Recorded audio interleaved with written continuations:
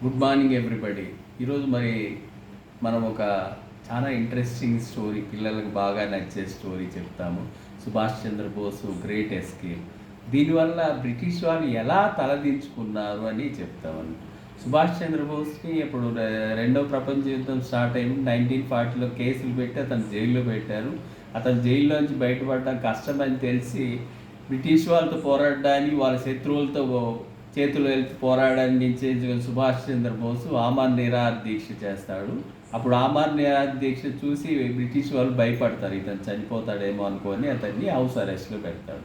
ఇప్పుడు హౌస్ అరెస్ట్లో ఉండే సుభాష్ చంద్రబోస్ ఏం చేస్తాడు, ఒక ముస్లిం రూపంలో వేషం ధరించి పరారవుతాడు. అతనికి వాళ్ళు ప్రతిరోజు చెక్ చేసేటప్పుడు అతని ప్లేస్లో వాళ్ళ అన్న కొడుకుని పెడతాడు. రోజు తిండి అన్నీ ఇప్పించాడు సైలెంట్గా, ఎవరితో మాట్లాడకుండా.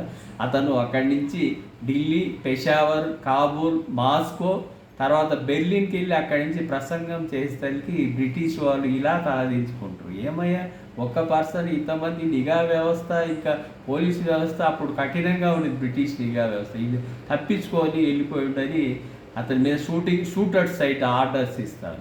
అయినా కానీ భయపడి సుభాష్ చంద్రబోస్ రెండవసారి అతను జర్మనీ నుంచి పెద్దగా సహకారం లేకపోయేసరికి జపాన్కి వెళ్ళాలనుకోండి. జపాన్కి వెళ్ళాలంటే అప్పుడు అతనికి పోయే మార్క్ మ్యాప్ లేకపోతే సబ్మెరైన్, అది 2 సబ్మెరైన్ ద్వారా బ్రిటన్ పక్కన నుంచి వెళ్తాడనమాట. అతను పోయిన 90 డేస్ ట్రావెల్ చేస్తాడు. అతనికి పోయే మార్గం అంతా వాటర్లో, బ్రిటన్ ఆక్యుపైడ్ వాటర్లో ఉంటుంది.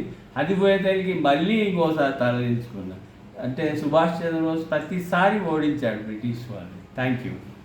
జై హింద్.